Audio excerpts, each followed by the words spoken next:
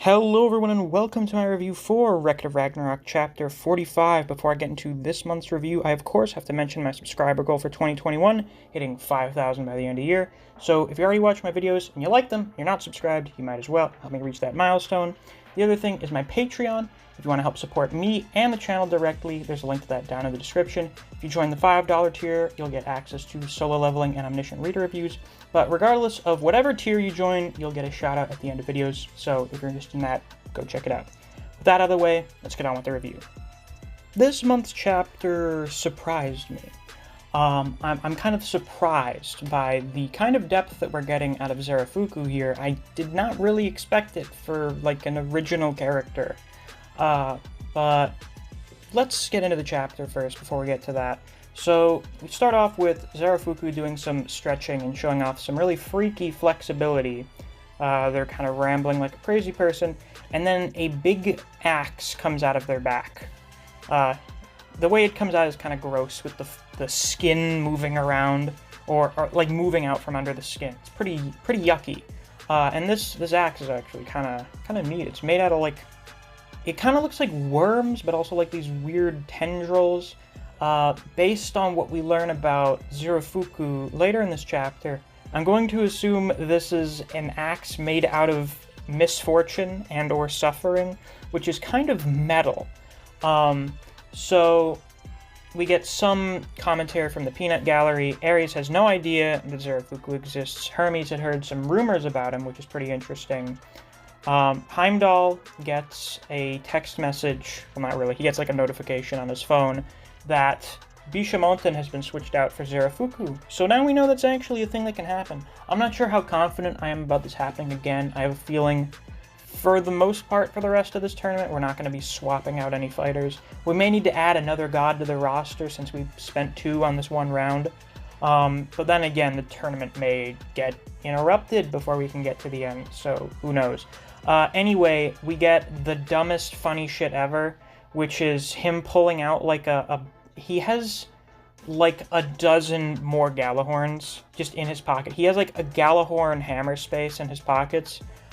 Heimdall is so funny. This dude is a really good commentator for this series, because despite being a seinen and getting pretty grim at certain points, we do still have some pretty good comedic relief, and I'd say Heimdall, being the commentator, you know, being a presence in all of the fights, does a pretty good job at that. So we get the announcement, the final announcement for the fighters for this round. Buddha representing mankind, and Zarafuku representing the gods. So this is where we get into Zarafuku's backstory, and we find out that originally Zarafuku gave people fortune, but he was changed by grief, and that's where we get into his backstory. So we find out in ancient Asia, back when the gods and mankind still kind of hung out with each other a lot. I assume this means this is pre-Heracles, because I'm pretty sure that was what resulted in the gods not really messing around in mortal affairs anymore.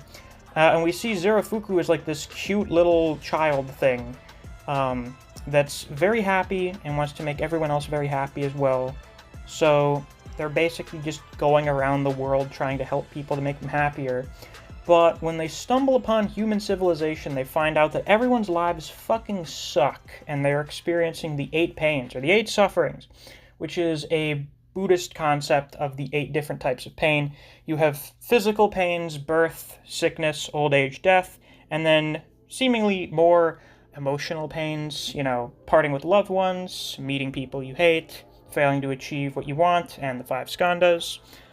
So Zarafuku is like, damn, this shit really sucks. This is genuinely heart-wrenching. So here's what I'm going to do. I'm going to take away all of these people's misfortune and take it onto myself, so that these people can be happy and not have to deal with their suffering anymore. So he basically goes around absorbing everyone's misfortune for them. But as we can see as soon as he starts doing this, is that the misfortune does not just get, like, thrown in your computer's recycling bin. It is passed on to Zarafuku. So after years of going around and absorbing everyone's misfortune, Zarafuku is kind of rough looking. kind of fucked up looking. A little, yeah, sickly, corrupted looking. Their eyes are all messed up. They're looking a little out of it. And their temple thing that they hang out in is also, you know, it's like, it's gone into disrepair because they haven't been here to take care of it in forever.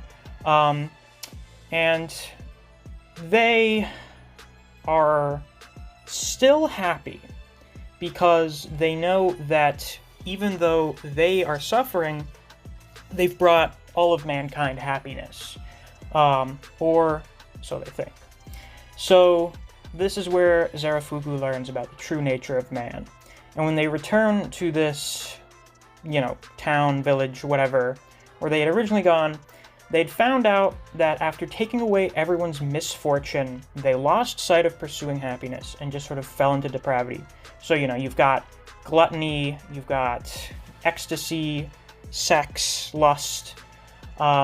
Basically, no one is trying to find happiness. They're trying to find, like, momentary distractions. They're not benefiting themselves in any way. They're just, like, sort of reveling in depravity.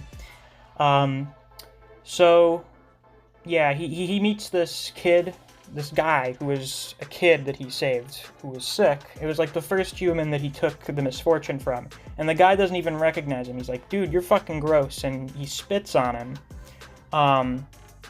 And, yeah, this is where Zarafuku's, this is where they kind of snap. It's their Joker moment. That is the worst comparison I've ever made. They can't believe this is real. Like, after everything they went through to get rid of everyone's misfortune, they're still not happy. And this is where the man enters. The guy. Our best character. Leading a parade of people and animals, we have Buddha, back when he was still a human. And pretty much everyone that's following around with him, they're like these starving, malnourished people. They're eating beans. They've got nothing. But all of them are smiling and they're happy, which is something that Zarafuku cannot fucking believe in the slightest. And as Buddha comes by with all these other people that are happy, all of these people that are basically distracting themselves with these extravagancies, and these, well, I guess what in this case would be sins. They're kind of like, damn, I am not satisfied by this. Why don't we go hang out with this Buddha dude so we can try and find happiness? So as Buddha's passing by Zarafuku's like, hey, why are these people all happy? Like, what did you do for them? I tried absorbing all their misfortune, so why aren't they happy?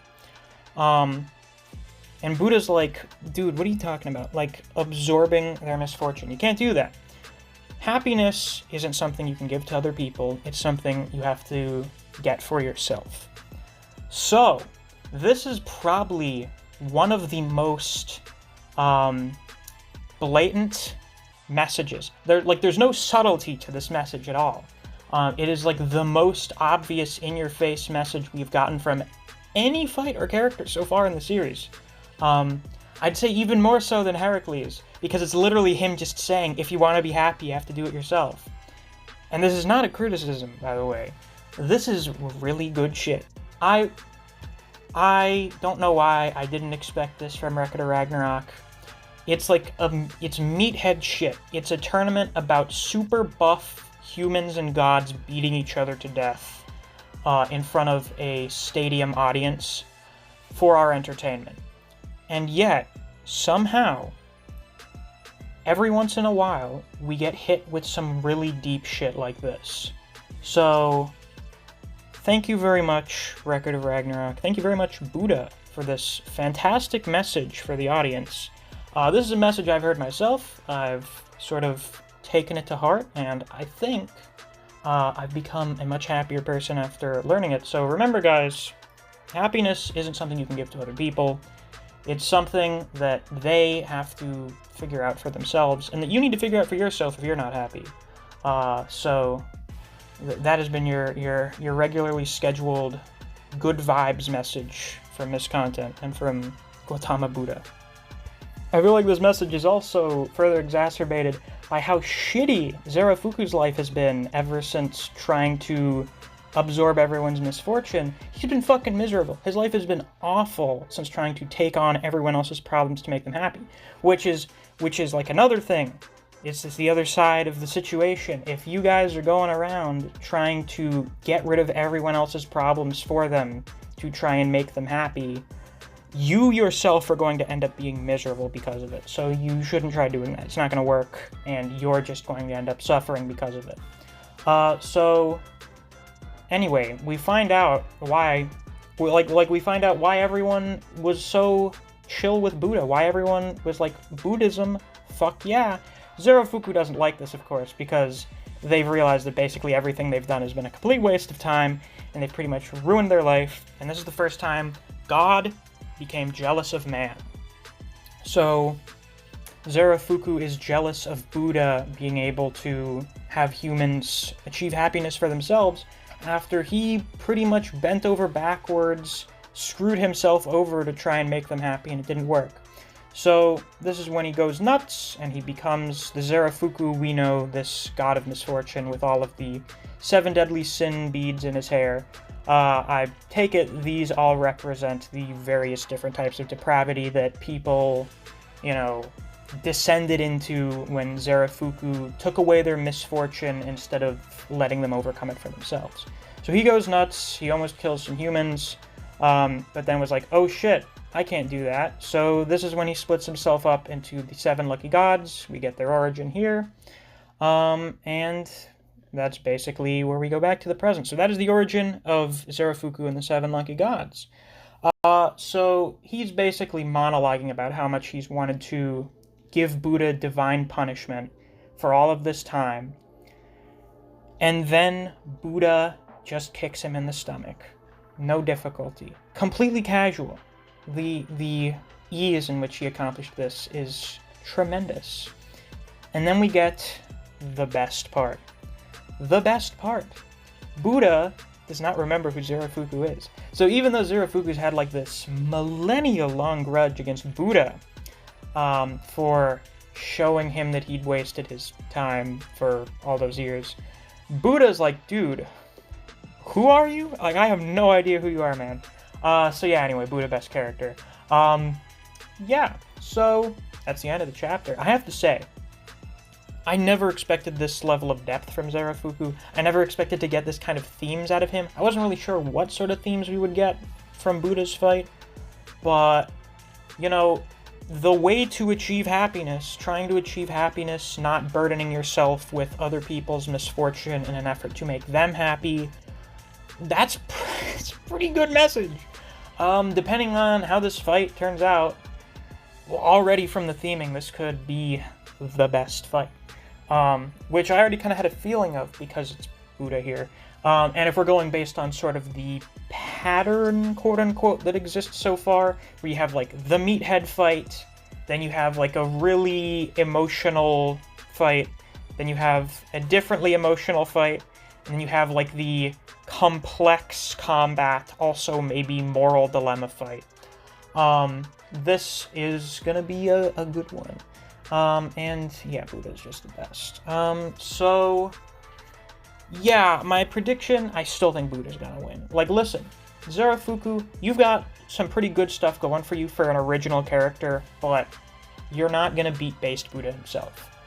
So we're gonna see what happens next chapter. It's interesting that we got backstory right off the bat.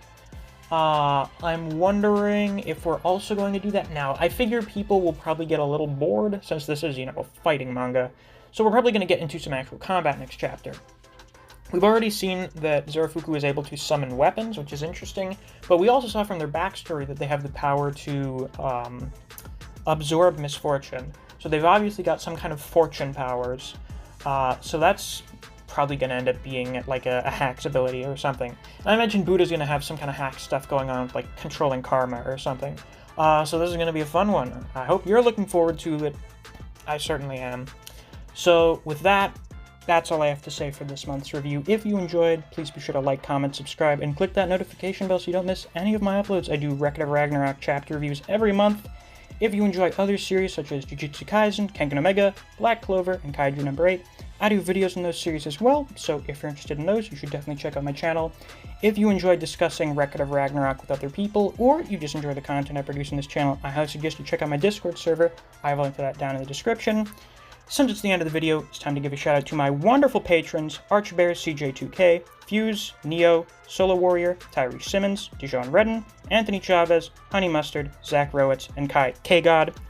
Still caught myself there. Still need to ingrain that one correctly into my brain. Thank you all very much for supporting me on Patreon. I greatly appreciate it. And if you too want to help support me and the channel, or you just want to get a shout out or some of that extra content, you can always go join my Patreon. I have a link to that down in the description if you're interested. Thanks for watching. I'll see you guys around. Take care.